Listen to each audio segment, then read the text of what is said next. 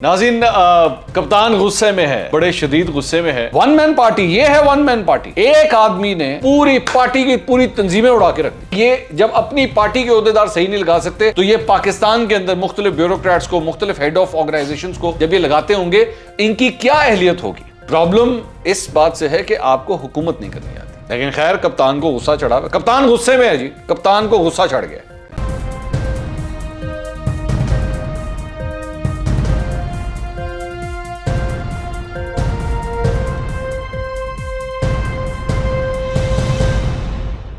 अस्सलाम वालेकुम नाज़रीन, मैं हूं मंसूर अली खान। अपने YouTube चैनल के ऊपर आपको खुशामदीद कहूँगा। सबसे पहले आपसे दरख्वास्त के चैनल को सब्सक्राइब करना मत भूलिएगा और बेल आइकन ज़रूर प्रेस कीजिएगा।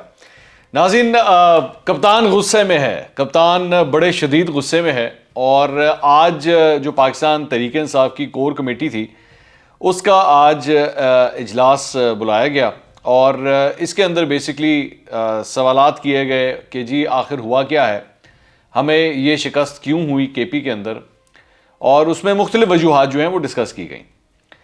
लेकिन उसके बाद फवाद चौधरी साहब जब तशरीफ़ लेकर आए और उन्होंने प्रेस कॉन्फ्रेंस की, तो उन्होंने जनाब एक नया ऐलान किया। उन्होंने कहा कि जी KP के अंदर जो कुछ हुआ है उसमें एक तो हम लोग जो हैं वो ख़ानदानी सियासत के बड़े ख़िलाफ़ थे, तो अब हम लोग जो हैं वो ख़ानदानी सियासत और हमने ख़ानदानों में जो टिकटें बांटी हैं, एक तो शिकस्त की ये बहुत बड़ी वजह है। तो ये कतई तौर पे जो है नाकाबिले बर्दाश्त बात है। और दूसरी बात ये कि जी अब हमने जो है वो इसके अगले मरहले के लिए जो है बड़ा सोच विचार हमने करना है, और इसके लिए जो है वो अब एक नई कमेटी बनाई गई है। 21 रुकनी कमेटी एक नई बना दी गई है, जिसमें पार्टी के सीनियर रहनुमाओं को जो है वो इसके अंदर शामिल किया गया है। और जितनी तंजीमें थी पाकिस्तान तहरीक इंसाफ की, सबको तहलील कर दिया गया है। ठीक है, ये उन्होंने ऐलान किया। अब इसके साथ साथ जो चीज़ें डिस्कस, जो अंदर कमेटी के अंदर जो डिस्कस हुई, जो अंदर इजलास के अंदर डिस्कस हुई, उसके अंदर जनाब ये भी था कि आज़ाद उम्मीदवार जो हैं वो हमारे अपने बड़े आज़ाद उम्मीदवार थे, वो जो आज़ाद हैसियत में इलेक्शन लड़ रहे थे, उनसे भी कांटेक्ट किया जाएगा और उन्हें कहा जाएगा उनको कहीं और एडजस्ट कर देंगे, उनको बिठाया जाए ताकि हमारा वोट बैंक ना डिस्ट्रीब्यूट हो। दूसरे हमारे मुखालिफिन ने पैसा कितना लगाया, उन्होंने ख़र्चा कितना किया, इसके ऊपर भी फोकस जो है वो किया जाएगा। और ख़ास तौर पे अगर कहीं पे किसी रिश्तेदार को टिकट देनी है तो वहाँ की मुकामी जो लीडरशिप है वो ये फ़ैसला नहीं करेगी, ये फ़ैसला जो है वो सेंटर करेगा, यानी कि सेंट्रल लीडरशिप फ़ैसला करेगी कि आया फ़लाँ बंदे को आपने टिकट देना है या नहीं देना। तो ये सारी बातें बेसिकली होनी। अब मेरा इस सारी चीज़ में मेरा ये सवाल है कि आप लोगों ने जनाब ये जो सारी तंजीमें फ़ारिग कर दी, उन्होंने कहा जी सारी तंजीमें हमने फ़ारिग कर दी।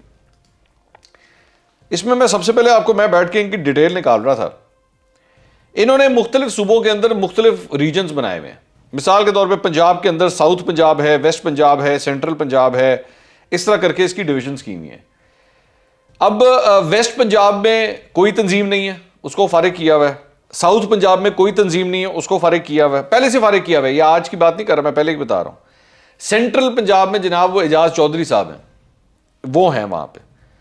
इसके अलावा बलूचिस्तान फारिग, नॉर्थ सिंध वो वहाँ पे भी है, वो भी फारिग, सेंट्रल सिंध फारिग। वो मैं ये फारिग जब मैं कह रहा हूँ तो इसका मुराद है कि ये तंजीमें थी ही नहीं, पहले से नहीं थी, उन्होंने, मुझे समझ नहीं आ रही उन्होंने फारिग क्या किया। हज़ारा रीजन जहाँ पे अब एक्चुअली अगले फेज में इलेक्शन होने वाला है, वहाँ पे मुश्ताक गनी साहब जो थे वो ओहदेदार थे वहाँ के, वो भी फारिग, उनको भी फारिग कर दिया। अच्छा, अब इस सारी चीज़ के बाद मुझे एक बात की जो ये समझ नहीं आई, क्योंकि बस वो कप्तान गुस्से में है ना, कप्तान जब गुस्से में है तो फिर बस कप्तान कुछ भी कर सकता है। इलेक्शन आप हारे हैं KP के अंदर, ठीक है, KP के अंदर इलेक्शन हारे हैं, ये बाकी सूबों में उन लोगों को हटाने का क्या सेंस बनता है? इसमें उनका क्या लेना देना है सारी चीज के साथ है? और दूसरी बात ये, असल अब मैं आपको बंदा बताता हूं एक्चुअली इन्होंने फारिग किसको किया है। इन्होंने उसको फारिग करते करते ये बाकी सारा जो है ये सारी तंजीमें हमने फारिग कर दी हैं। असल में इन्होंने जो हटाया ना बंदा, वो है सैफुल्लाह खान न्याजी। सैफुल्लाह खान न्याजी, ये आप लेटर अपनी स्क्रीन पे देख रहे हैं, 13 मार्च 2019 को इनको अपॉइंट किया गया था चीफ ऑर्गेनाइजर के तौर पे। और पाकिस्तान तहरीक इंसाफ के अंदर जो लोग थे ना, वो इनको कहते थे कि ये डिफेक्टो चेयरमैन बन चुके हैं। मतलब क्योंकि इमरान खान साहब खुद जो हैं वो तो अब प्राइम मिनिस्टर हैं, तो पार्टी के सारे मामला जो हैं वो ये सैफुल्लाह न्याजी के हाथ में थे सारे। और सैफुल्लाह नियाजी के खिलाफ पाकिस्तान तहरीक इंसाफ के अपने अंदर जो है वैसे ही बड़ी रिजेंटमेंट पाई जाती है। बहुत से लोग इनके खिलाफ हैं, मुझे पता है, क्योंकि वो जाहिर बात है हमसे रब्ता करके अपना फीडबैक देते हैं हमें, तो मुझे पहले से ही पता है। अब मेरा सवाल यह है कि 13 मार्च 2019 को जिस बंदे को आपने चीफ ऑर्गेनाइजर लगाया था और तकरीबन 2.5 साल के बाद जाके आपने इनको हटाया, इनको फारिग किया गया। अब एक आदमी, अभी ये ज़हन में रखिएगा, ये 2019 है, यानी इलेक्शंस हो चुके थे, 2018 के इलेक्शंस के बाद इनको लगाया गया था। और इनका पहला जो टेस्ट आया था सैफुल्लाह खान नियाजी का, वो ये केपी के बल्दियाती इंतखाबात थे, जो एक लार्ज स्केल के ऊपर कोई इंतखाबात हुए हैं, तो वो ये केपी के इंतखाबात थे, जहां पे पार्टी ने डायरेक्टली अवाम के वोट लेने थे जाके, तो वहां पे आपका ये हाल हुआ है। अब 2.5 साल की ये जो परफॉर्मेंस है, 2.5 साल की इस परफॉर्मेंस, ये जो लेटर है इसके नीचे देख लें, इमरान खान के अपने सिग्नेचर है। 2.5 साल में आप अपनी ही सियासी जमात का चीफ ऑर्गेनाइजर नहीं सही लगा सके, आपकी अपनी जमात का, जिसने सिर्फ एक इलेक्शन में वो फारिग हो गया, कि ये उसकी परफॉर्मेंस थी।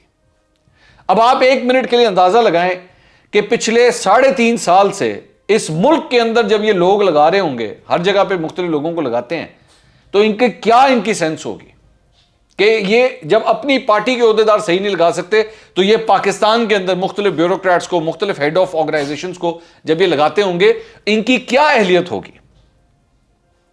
और यही वजह है कि यहां पे अनगिनत चीफ सेक्रेटरीज चेंज, अनगिनत IG Punjab change, IG Islamabad change, इसको हटा दो, उसको लगा दो, हर डिपार्टमेंट के अंदर मिनिस्टर्स, पता है फाइनेंस मिनिस्टर्स कितने चेंज, स्टेट बैंक वो क्या नाम है, एफबीआर के चेयरमैन चेंज, ये चेंज पे चेंज इसीलिए हो रहा है। और दूसरी बात ये इनकी अहलियत है। और दूसरी बात ये कि आप सिर्फ इस बात से अंदाजा लगाइए कि 22 साल, बार बार ये कहते थे मेरी 22 साल की जद्दोजहद के बाद जो है वो मैं यहां तक पहुंचा। 22 साल की जद्दोजहद के बाद एक्चुअली आपकी पार्टी का स्ट्रक्चर ही कोई नहीं है। आपकी पार्टी को आज तक टिकटें बांटना नहीं आया अभी तक। और ये जो कह रहे हैं ना मौरूसी सियासत, खानदानी सियासत, ये हो गया वो हो गया, यार ये किसको बेवकूफ बना रहे हैं आप। ये पहली दफा हुआ है आप लोगों की पार्टी में, क्या पहली दफा हुआ है? परवेज खटक ने पहली दफा क्या अपने बेटे को इलेक्शन लड़ाया है? वो पूरा का पूरा खानदान जो है वो बैठ के पार्लियामेंट के अंदर वो बिठाया हुआ है, सूबाई असेंबलियों के अंदर, कौमी असेंबली के अंदर, सेनेट के अंदर, हर जगह तो उन्होंने अपने फैमिली को फिट किया हुआ है। ये पहली दफा खानदानी सियासत हुई है। आज आप लोग कहते हैं जी खानदानी सियासत की वजह से जो है वो हो ये तो हो नहीं सकता, वो तो हो नहीं सकता। किसको बेवकूफ बना रहे हैं? शाह महमूद कुरैशी के बेटे को नहीं आप लोग नेशनल असेंबली में लेके पहुंचे? भाई पूरी लिस्टें हैं पाकिस्तान तहरीक इंसाफ की, जहां पे भाई या तो भाई एडजस्ट हुए हैं या बेटे एडजस्ट हुए हैं या रिश्तेदारों को एडजस्ट किया गया। अभी ये जो आप लोगों ने पीपी 206 के अंदर इलेक्शन लड़वाया था, वो जो डाहा साहब थे, डाहा साहब की बीवी को, बेवा को आप लोगों ने टिकट दिया। क्यों दिया? इसीलिए दिया ना कि सिंपैथी वोट हासिल करना था, तो वो भी तो खानदान के अंदर ही टिकट दिया आपने। फिर आप कहते हैं जी हम खानदानी सियासत के साथ नहीं, और वो पता नहीं क्या हो गया ये। अच्छा, पूरी दुनिया में एक और बात, ये बार बार कहते हैं जी वो वेस्टमिनिस्टर पॉलिटिक्स और लंदन की सियासत में मैंने ये देखा, मैंने दुनिया देखी, मैंने लंदन देखा, अमेरिका देखा, ये देखा, वो देखा, अक्सर फरमाते हैं ये।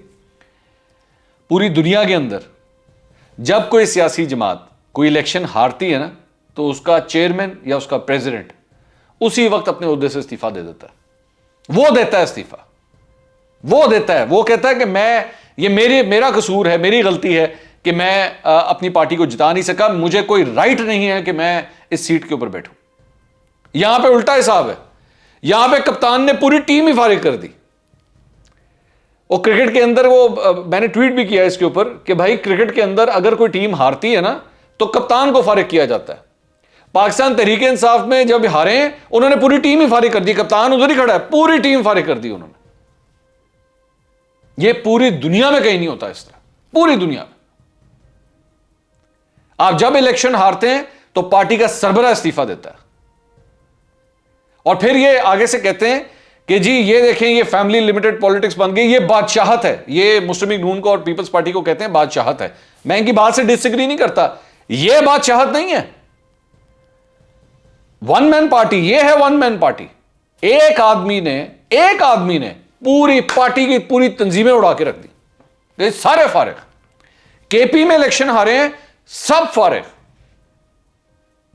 क्या सेंस है इस बात का, क्या लॉजिक है इस बात की? अच्छा, बंदे वो जो 21 बंदे जो अनाउंस किए हैं वो कौन है?